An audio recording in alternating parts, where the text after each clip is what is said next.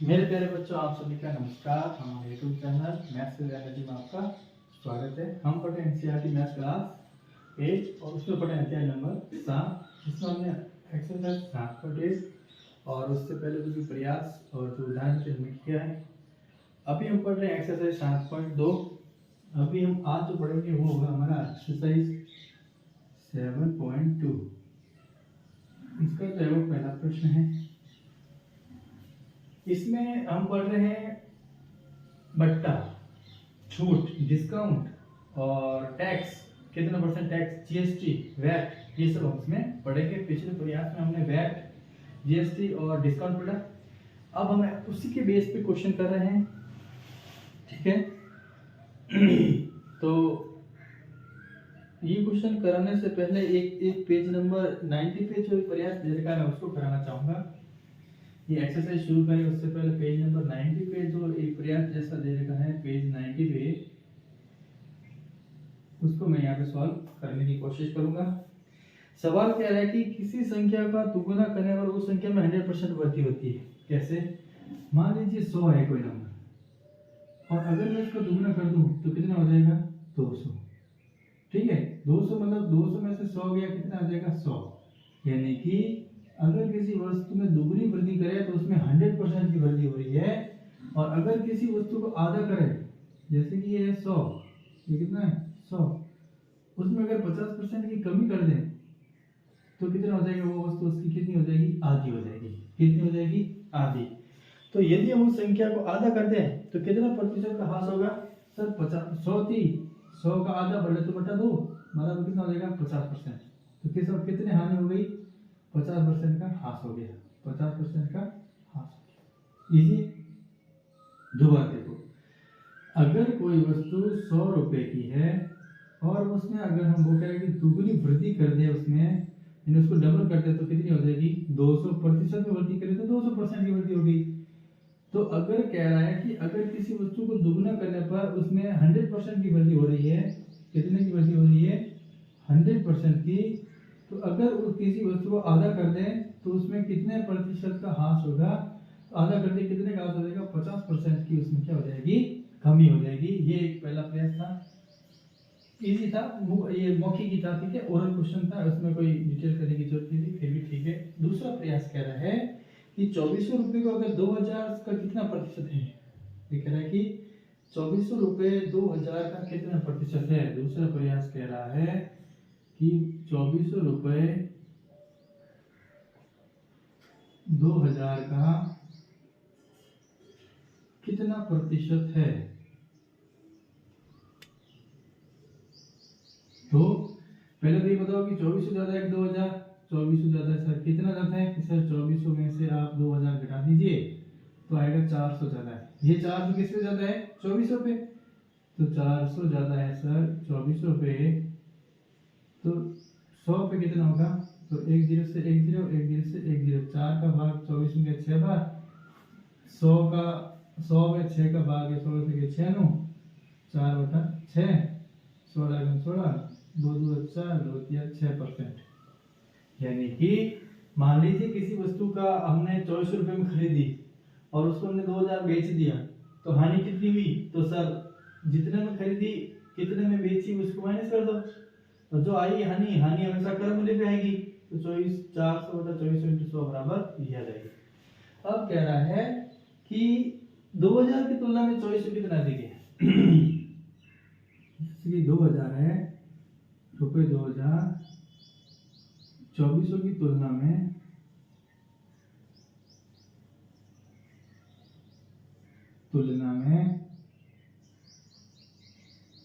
कितना प्रतिशत ज्यादा है?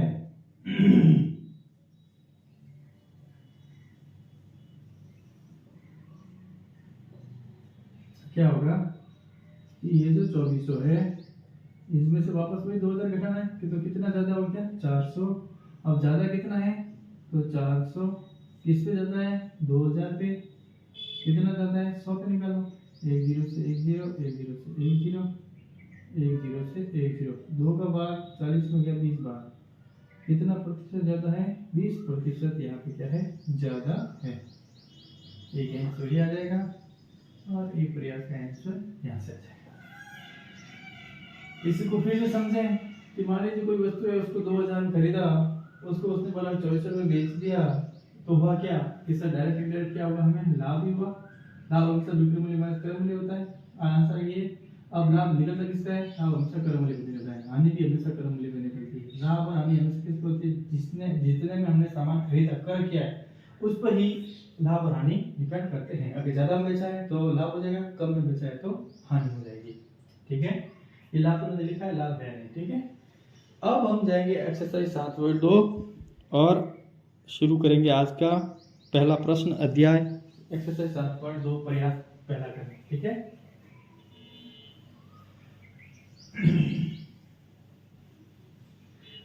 ये रहा हमारा एक्सरसाइज 7.2 और पहला प्रश्न। एक्सरसाइज 7.2 और ये रहा पहला प्रश्न। सवाल कह रहा है, एक सेल लगी हुई है, उसमें एक दुकानदार अंकित मूल्य पर वो कह रहा है कि हर वस्तु पर 10% छूट है। तो अंकित मूल्य वाली एक 1450 रुपये अंकित मूल्य वाली एक जीन्स और 2 कमीज है, जिसमें प्रत्येक अंकित मूल्य है 850। तो खरीदने के लिए ग्राहक को कितना भुगतान करना पड़ेगा? तो अंकित मूल्य जीन्स का कितना है? जीन्स का अंकित मूल्य है 1450 रुपये। ये ना यहाँ लगा देता हूँ, ये जीन्स। तो जीन्स का जो अंकित मूल्य है वो है 1450 रुपये। जीन्स का अंकित मूल्य है 1450 रुपये। उस पे वो छूट कितनी दे रहा है? 10% की छूट दे रहा है। तो जीन्स का मूल्य क्या हो जाएगा? ये बिक्री मूल्य बोलो या जीन्स का विक्रय मूल्य, यानी कि वो जीन्स कितने में बेचेगा या ग्राहक कितने में खरीदेगा। तो 1450 का 10% वो हो जाएगा 145 रुपये। ठीक है, शर्ट का 2 शर्ट का अंकित मूल्य, तो 2 शर्ट है और एक की वैल्यू कितनी दे रही है? 850। एक शर्ट का कितना दे रहा है? वो कह रहा है कि प्रत्येक अंकित मूल्य 850 है। 2 शर्ट है तो ये हो जाएगा 800 तो 1700 रुपये। कितना 100 रुपये? 1700 रुपये। तो शर्ट में छूट कितनी दे रही है? वही 10%। तो कितना हो जाएगा? 1700 का 10%, 170 रुपया। तो अब कुल अंकित मूल्य कितना मिलेगा? ये 1450 प्लस 1700, यहाँ पे निकालेंगे। ये एक तरह से विक्रय मूल्य लिख देंगे। तो कुल अंकित मूल्य कितना हो जाएगा? कुल अंकित मूल्य बराबर एक था 1450 और 2 है 1700 रुपये की। दोनों को जोड़ेंगे तो 50 का 50, 7 4 11, 1 1 2 3, 3150 रुपये। 3150 में से 145 और 170 माइनस कर देंगे, तो ग्राहक का कितना भुगतान करना पड़ेगा? तो यहाँ से हम लोग निकालेंगे ग्राहक द्वारा भुगतान की गई राशि बराबर है कितना? 3150। इसमें से कितना माइनस करना है?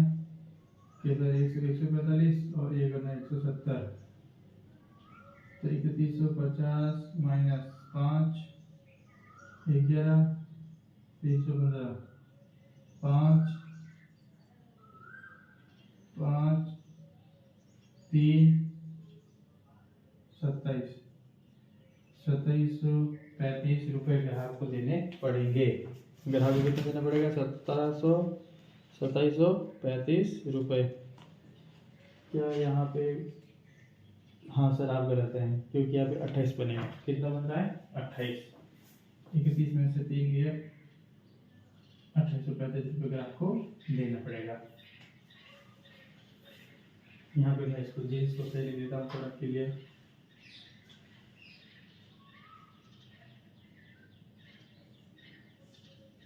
जीन्स जीन्स ठीक है जीन्स।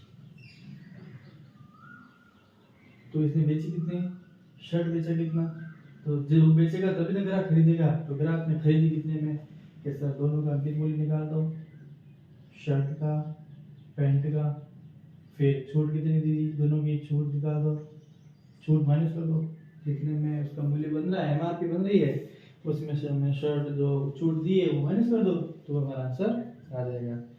अब हम बढ़ रहे हैं दूसरे प्रश्न की तरफ, जो कह रहा है कि टेलीविजन 13,000 रुपये की कीमत है और उस पर अगर 12% की टैक्स दी जाए, बिक्री कर वसूला जाता है उसके साथ में, तो टेलीविजन को भुगतान करने से पहले कितने में खरीदा गया, टेलीविजन भुगतान करने से पहले कितने में खरीदा गया, तो वो हम करेंगे। आप इसको नोट करो, ठीक है।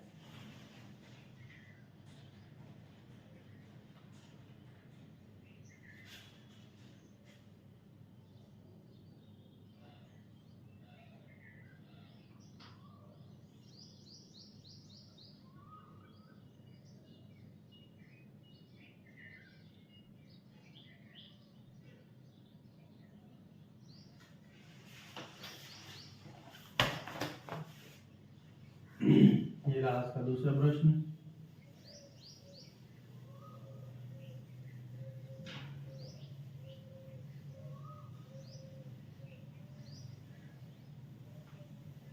ये रहा आज का दूसरा प्रश्न, इसका हल लिखा हुआ कि टेलीविजन का अंकित मूल्य,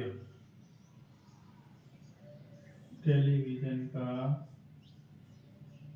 अंकित मूल्य बराबर देता है 13,000 रुपया,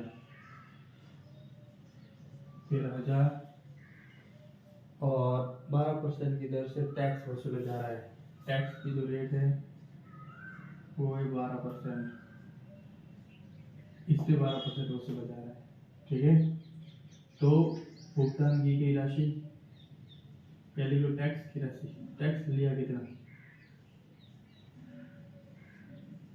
टैक्स किस पे आया है साहब, इस 13,000 है, इसका 12% हमने टैक्स ले लिया, तो टैक्स से हमारे पास कितना रुपया है, 1560, 1560। आप बोलो कैसे किया, कि 13 और 12 गुणा 156, जीरो का जीरो, तो टैक्स के साथ में अब भुगतान की राशि कितनी हो जाएगी, भुगतान की गई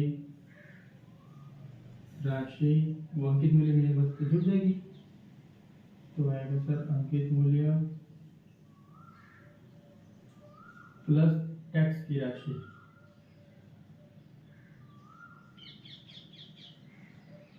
सर अंकित मूल्य 13,000 रुपया,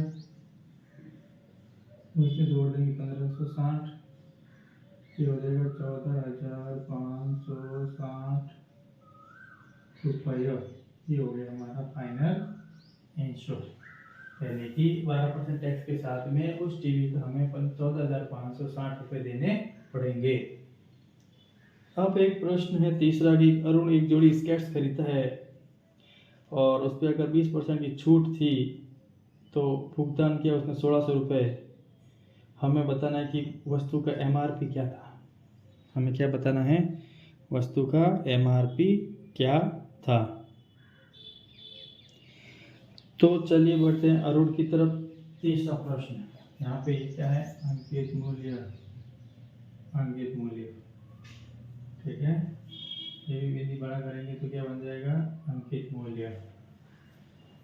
अब बता रहा हूँ तीसरा प्रश्न, हमें लिखना पड़ेगा कि छूट 20% और ये मान लीजिए कि क्रय मूल्य है 1600 रुपये, तो अंकित मूल्य बराबर, अंकित मूल्य बराबर हम लोग यहाँ से निकाल देंगे।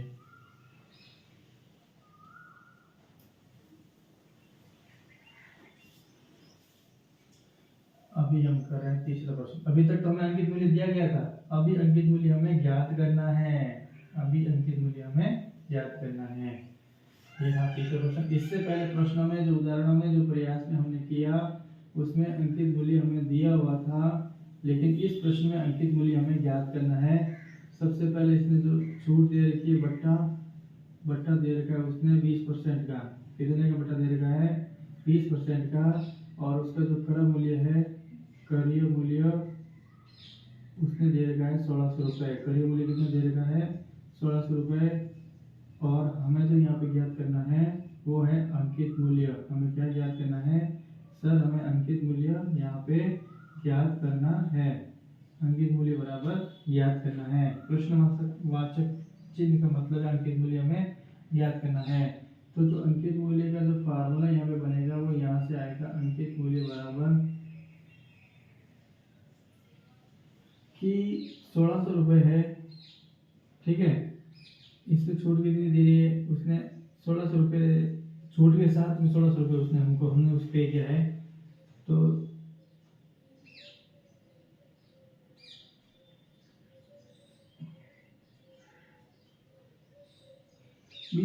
की छूट मतलब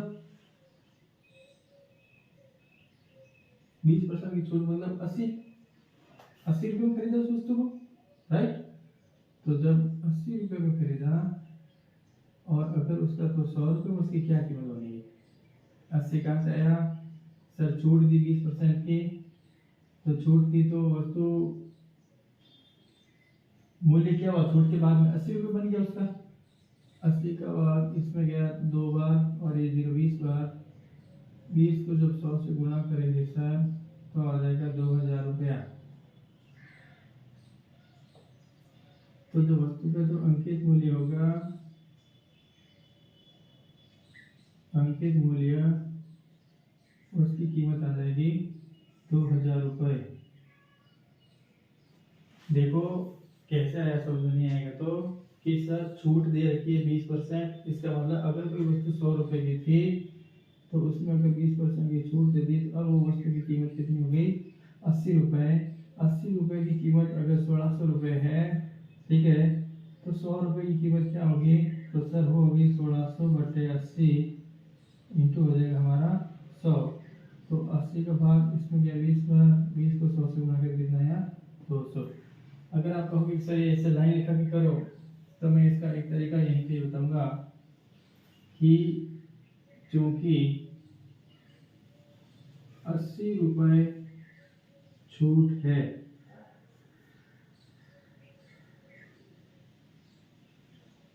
₹80 क्रय मूल्य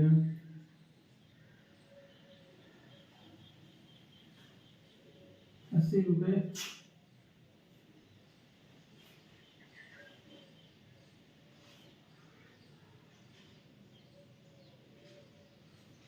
क्रय मूल्य पर वस्तु का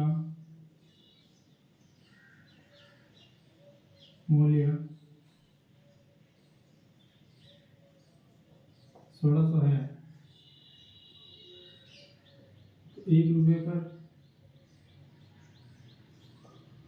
1600 बटा 80,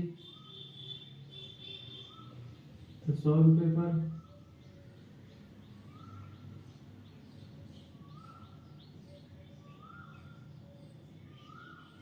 अंकित मूल्य,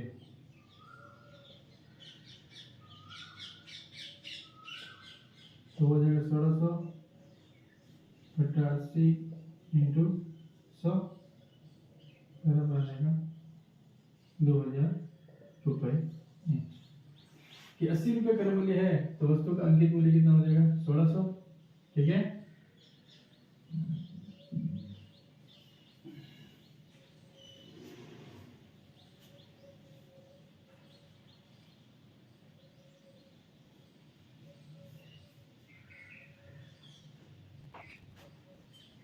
लेकिन थोड़ी उल्टी पुल्टी हो सकती है, बट आंसर तो अंकित मूल्य निकालना है हमको, ठीक है। और अंकित मूल्य का सूत्र सीधा निकालना है 1600 बटा 80 इंटू 100, ठीक है।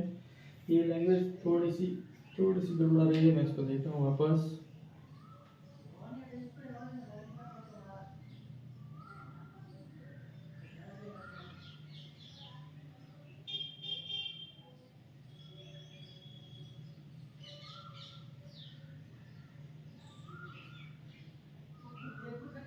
चलते हैं चौथे प्रश्न की ओर। ये लाइन करो तो अच्छा ही है, नहीं तो आंसर तो अपना यही तो शॉर्ट आ जाएगा। ठीक है, ये इधर से सेकंड टाइप है, करो तो ठीक। ये तो लाइन में थोड़ा लैंग्वेज थोड़ी सी गड़बड़ हो गई है कि 80 रुपये अगर क्रय मूल्य है तो अंकित मूल्य 1600, 100 रुपये है तो अंकित मूल्य बराबर यस। ठीक है, अब हम बढ़ते हैं चौथे प्रश्न की ओर। अब हम जा रहे हैं चौथे प्रश्न की तरफ। चौथा प्रश्न कह रहा है कि स्केट्स खरीदा है और उसको, सॉरी तीसरा प्रश्न है क्या अभी? चौथा है, एक हेयर ड्रायर है, उसकी कीमत, उसमें उसमें 8% टैक्स के साथ उसकी कीमत है 5400 रुपये। तो खरीदने से पहले, सॉरी वैट से पहले, टैक्स से पहले उसकी कीमत क्या थी? टैक्स से पहले उसकी कीमत क्या थी? तो वैट 8%, 8% वैट। वस्तु का मूल्य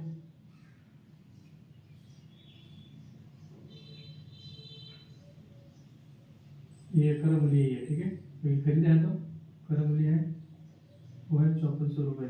वस्तु कितने में खरीदी? 5400 रुपये। ये कह टैक्स के साथ में इसकी वैल्यू है, तो बिना टैक्स के वस्तु का मूल्य, बिना वैट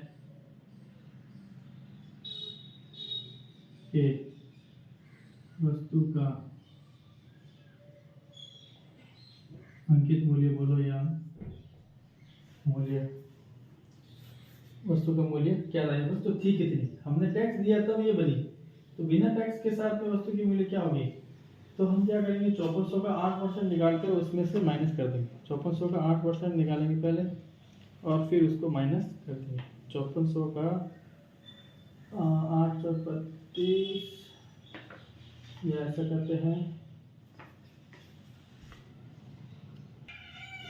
तो वैट के साथ, बिना वैट के वस्तु का मूल्य निकालने के लिए क्या करेंगे, यहाँ पे आएगा कर मूल्य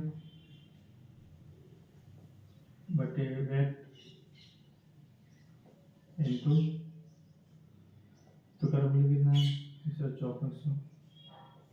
अब कोई भी वस्तु मान लीजिए 100 रुपए की है, उस पर हमने 8 रुपए का टैक्स दे दिया और ज्यादा दे देखिए, तो वस्तु की मूल्य कितनी है 108 रुपए। या वैट 8% है, तो 100 प्लस 8 हो जाएगा, कितना हो जाएगा 108, और गुणे कितना हो जाएगा 100, गुणे कितना हो जाएगा 100। अब 108 का भाग इसमें गया 540 में 5 बार, और ये रहा 0, 50, 50 इंटू जब 100 करोगे तो आ जाएगी 5000। कीमत कितनी आ जाएगी 5000 रुपए। कितना 1000 रुपए आ जाएगा यहाँ पे 5। इस कीमत के साथ दे रहे हैं तो होगा रुपए, तो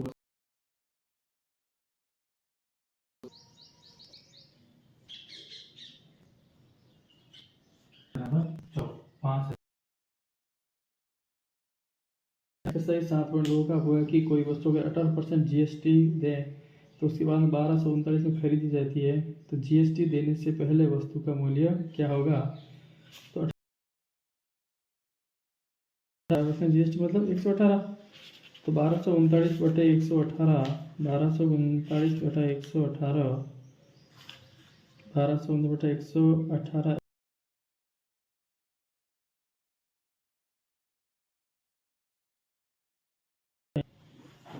अभी मैं करवा रहा हूँ 5वां प्रश्न।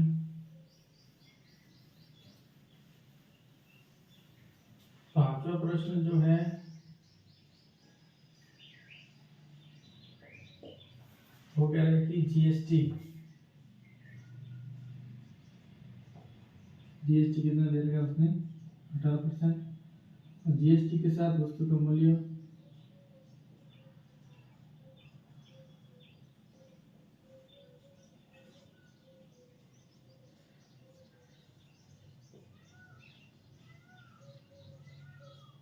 वो है 1239 रुपये, 1239 रुपये। तो अब ये कह रहा है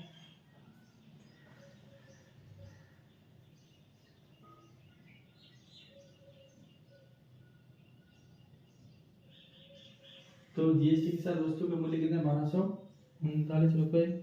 तो जीएसटी जोड़ने से पहले वस्तु का मूल्य, बिना जीएसटी वस्तु का मूल्य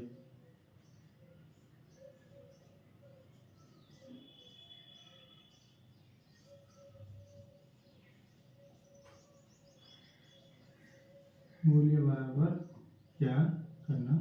ये प्रश्नवाचक चिन्ह है, इसका मतलब ज्ञात करना है। तो 18% 1239 का हमें निकालना है यहाँ पे 18%। अभी हम क्या करेंगे कि ये जीएसटी कितना है, मान लीजिए जीएसटी है 100, मान लीजिए जीएसटी कितना है 100 है, तो उस पर 18% कितना हो जाएगा, फिर 100 प्लस 18 बराबर कितना हो जाएगा 118। 100% तो होती है, कोई भी जीएसटी 100% होता है, ये हो गया 118%। तो अब वस्तु का मूल्य कितना हो जाएगा, तो सर 1239 बटे 118 इंटू करना है आपको 100, इंटू कितना करना है 100। तो यहाँ पे 2 का भाग लगाओ, 2 का भाग गया 5 59 बार, 2 का भाग गया इसमें 50 बार, 59 का भाग इसमें गया पहली बार 2 बार, फिर गया 1 बार, यानी कि 21 इंटू 50, 21 पौन 105 और 0 का 0, यानी कि 1050 रुपये हमारे यहाँ पे वस्तु का मूल्य आ गया बिना जीएसटी के। बिना जीएसटी वस्तु का मूल्य है 1050 रुपये। तो इस प्रकार जो है वो इस एक्सरसाइज में हमने टैक्स छूट जो भी था उसमें हमने अंकित मूल्य, वस्तु का मूल्य, टैक्स के साथ बिना टैक्स के हमने यहाँ पे ज्ञात किया। अगले अध्याय में अगले जो एक्सरसाइज है 7.4, उसमें हम याद करेंगे चक्रवर्ती ब्याज, साधारण ब्याज और मिश्र धन।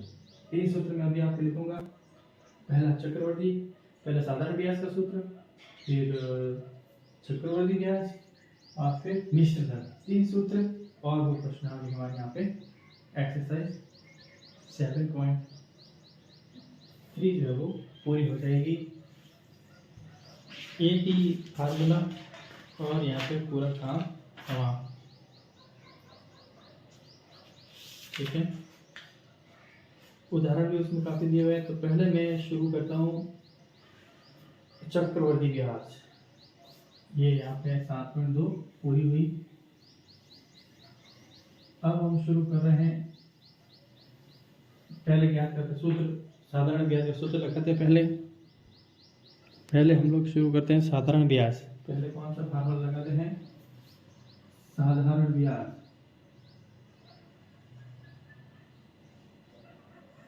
साधारण ब्याज का जो सूत्र है जिसको बोलेंगे SI, सिंपल इंटरेस्ट, होता है मूलधन, मूलधन को बोलते हैं प्रिंसिपल इंटू दर, दर को बोलते हैं रेट इंटू समय, मूलधन इंटू दर इंटू समय को बोलते हैं T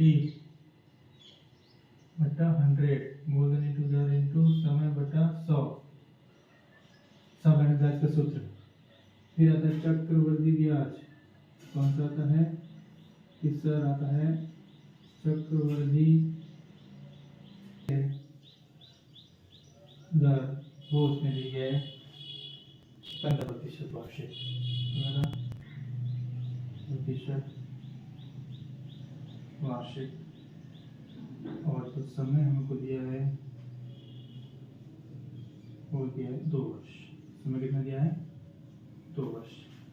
तो 2 वर्ष का ब्याज क्या करना है, तो हमें पता है कि सर साधारण ब्याज का जो सूत्र होता है, साधारण ब्याज का जो सूत्र होता है वो होता है मूलधन इंटू दर इंटू समय बटा 100। तो मूलधन कितना है, मूलधन है 10,000, दर है 15%, समय 2 साल, बचा आ जाएगा 100। 1 0 से 1 गया, 15 दुआ 30, 30 को जब 100 से गुणा करेंगे तो बचेगा 3,000 रुपये। तो 2 वर्ष का ब्याज कितना हो गया? 2 वर्ष का साधारण ब्याज बराबर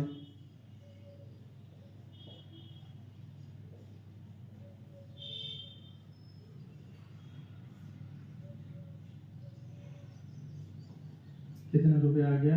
3000। अब 2 साल बाद में वो ब्याज के साथ में वो राशि जब लौटाएगा तो वो क्या हो जाएगी? तो मिश्र धन, उसको क्या बोलेंगे? मिश्र धन।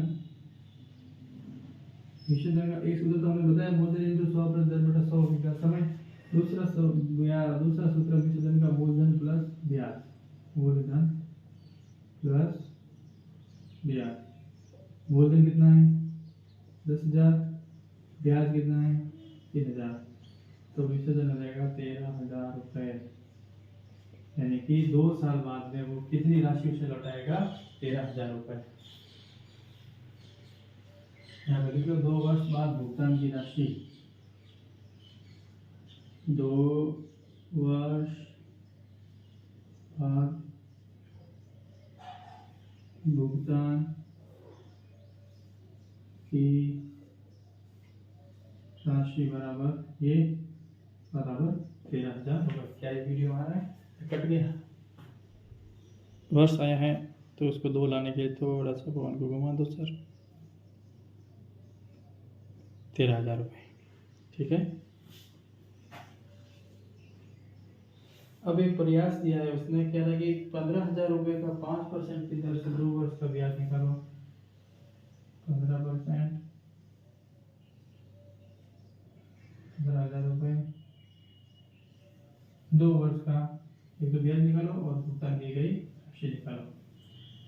तो मूलधन जो दिया है इसमें दिया है 15,000, दर है 5%। मूलधन दिया है 15,000, दर है 5%, समय है 2 वर्ष, उसका निकालना साधारण ब्याज। साधारण ब्याज बराबर मूलधन, दर, समय, फिर से 10 इंटू 50, 1,500 रुपये। 10 इंटू 150, 1,500 रुपये। ये तो आ गया इसका साधारण ब्याज जो हमें ज्ञात करना था, ठीक है।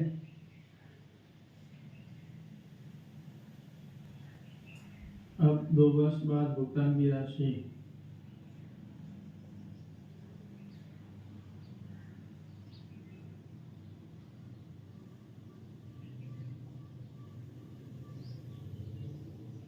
एक तो मूलधन लौटाएंगे उसको, प्लस में हम उसको क्या लौटाएंगे?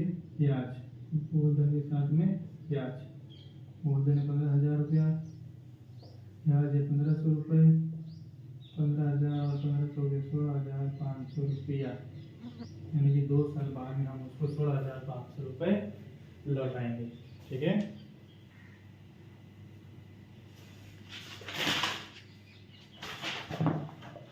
अब हम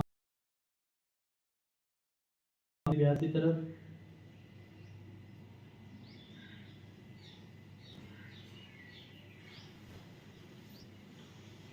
चक्रवृद्धि ब्याज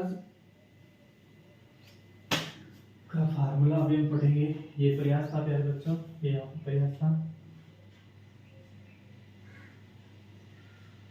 और अगर मैं कहूँ पेज नंबर, तो पेज आपके सामने था वो 91 सबसे नीचे जो लिखा हुआ है प्रयास, वो हमने यहाँ पे कर लिया। अब हम पढ़ रहे हैं चक्रवर्ती ब्याज। ये हो गया साधारण ब्याज। अब हम पढ़ेंगे चक्रवर्ती ब्याज।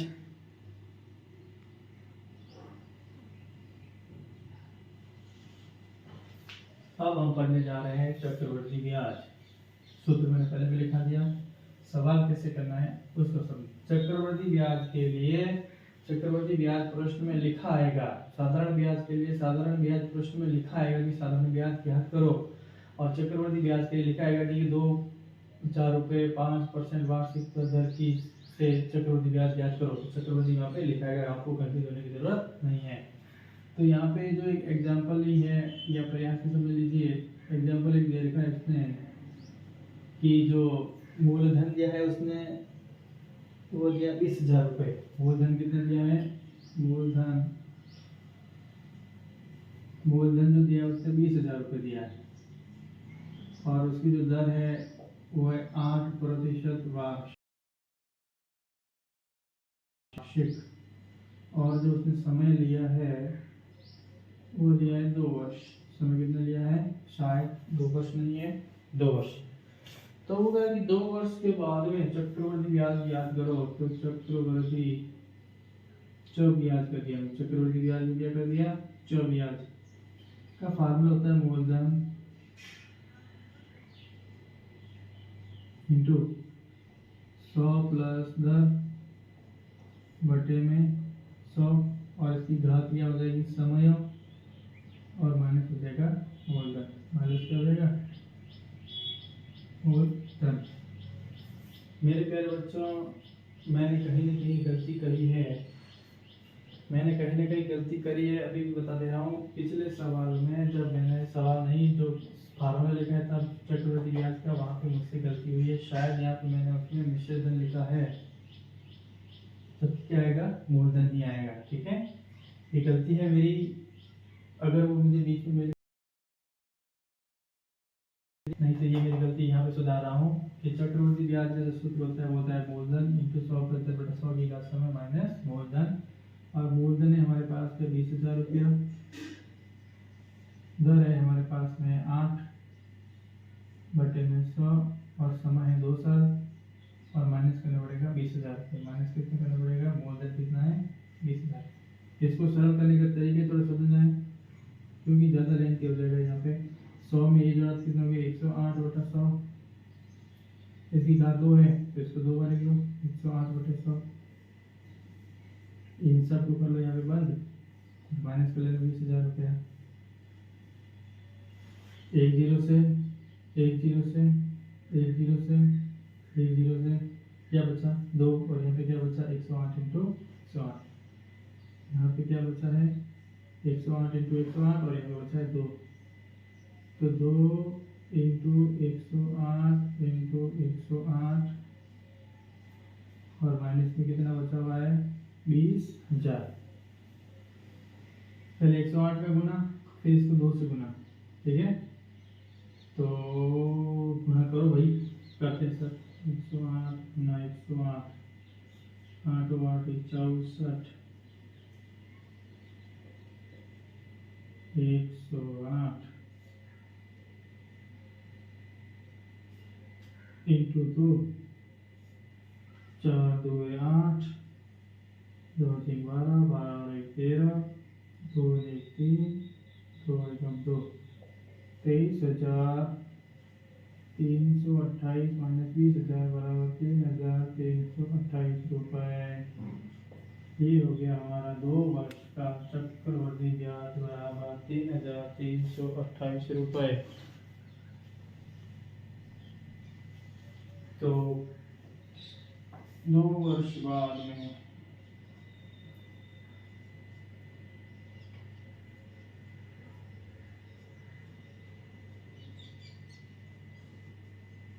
दे ब्याज हो जाएगा 3,328 रुपये। क्या आंसर?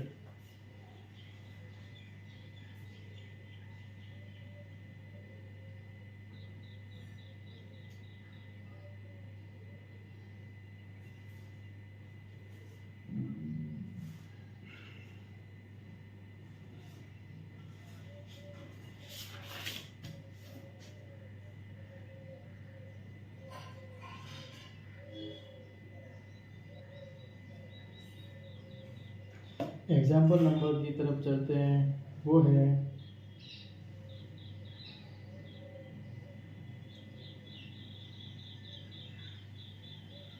कि 12,600 रुपये 2 साल के लिए 10% की दर चक्रवृद्धि ब्याज ज्ञात कीजिए जबकि ब्याज वार्षिक संयोजित है।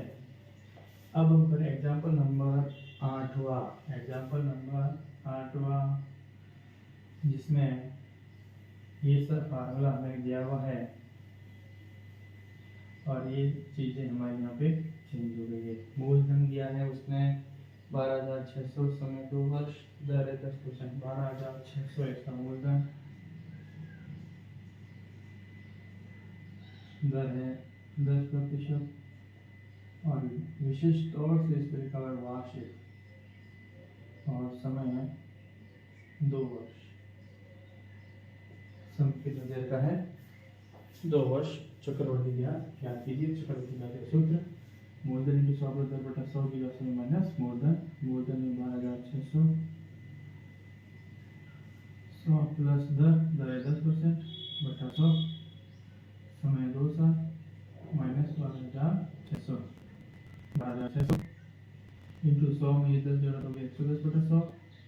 इसकी घात 2 है तो इसको लिख दिया 2 बार 110 बटा 100 माइनस 12,600 ये 0 से ये 0 कट गया, ये 0 से ये कट गया, ये 0 से ये 20 को करना 11 माइनस करने 66 6 पर 6 11 22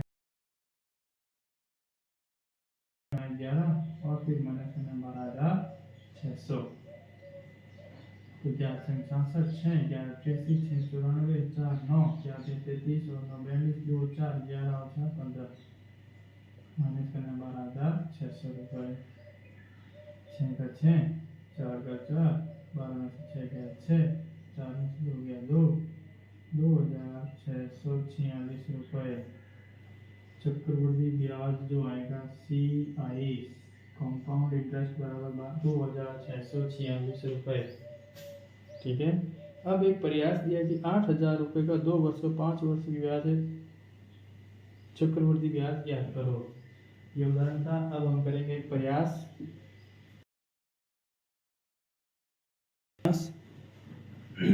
प्रयास यहाँ पे दे रखा है, उसमें मूलधन 10 समय दे रखा है, चक्रवृद्धि ब्याज हमें यहाँ से ज्ञात करना है। यहाँ पे हम लोग कर रहे हैं प्रयास और पेज नंबर भी बता दूंगा। प्रयास पेज नंबर दे रखा है उसने 95, पेज नंबर दिया है 90। मूलधन जो दिया उसने 8,000, दर है 2, समय 2, दर है 5। मूलधन दिया 8,000, दर 5%, समय 2 वर्ष और दर जो है वो से किसमें दे रखी है उसने वार्षिक। मूलधन 8,000, दर 5%, समय 2 वर्ष। चक्रवृद्धि ब्याज बराबर मूलधन 100 प्लस दर बटे 100 की घात 2 समय 2 साल है माइनस मूलधन 8,000 इसकी घात कितनी हो जाएगी कि सर 105 बटा 100 की घात हो गई 2 माइनस 8,000 ये हो गया 105 बटे 100 इंटू 105 बटे 100 माइनस 8,000 एक 0 से एक 0 से एक 0 से ओके ये माइनस है। पहले 8 को इससे गुणा करो फिर इसको इससे गुणा कर देना। दूसरा तरीका बट्टे में अभी भी 10 पड़ा है। हाँ ये 10 पड़ा है, इस बात याद रखना। तो मैं अभी 105 को 105 से गुणा कर लेता हूँ। पहले 105 गुणा 105 ओके कर लिया। 105 को 105 से गुणा किया तो वो हो गया आपका 110 और 25 110 और 25। इसको कर लेता हूँ 8 से गुणा तो 8 गुणा 40 4 8 16 4 20 2 11 8 88 बटे में कितना है 10 बटे में कितना है 10। पहले इसका गुणा कितना हुआ ये हो गया 8,200 बटा 10 माइनस में कितना है 8,000। ये 0 से कैंसिल 8,820 में से 8,000 माइनस किया तो हो गया 820 रुपये आपका कंपाउंड इंटरेस्ट CI आ गया बराबर 820 रुपये। यानी कि 2 साल का जो चक्रवृद्धि ब्याज है वो आएगा 820 रुपये। अब एक एग्जाम्पल 9 और एक एग्जाम्पल 10 दिया हुआ है, उसके बाद में प्रश्नावली दी हुई है, प्रयास भी दिया हुआ है। एक एग्जाम्पल कह रहा है कि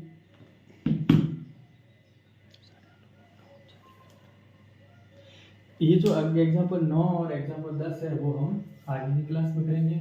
आज के लिए इतना ही। तो फिर अगर पढ़ना है और वो भी डिटेल में और एक एक प्रश्न और एक एक एग्जाम्पल और एक एक प्रयास, तो हमारे चैनल को सब्सक्राइब कर दीजिए। और जो क्या पढ़ना चाहते हैं आप उसके अलावा मैथ में है वो भी आप जो जैसे आपको नहीं आ रहा कुछ भी वो भी आप हमें कमेंट करो, ताकि मैं आपको एक एक सवाल बताऊंगा। अभी हमारी 8वीं क्लास चल रही है, थोड़े ही दिनों में मैं आपको 10th क्लास का भी मैथ पढ़ाना शुरू कर दूंगा। हमारा चैनल है मैथ्स विद एनर्जी, और फाइनेंशियल ईयर नहीं दूंगा मैं। हमारा जो सेशन है 2025-26 ये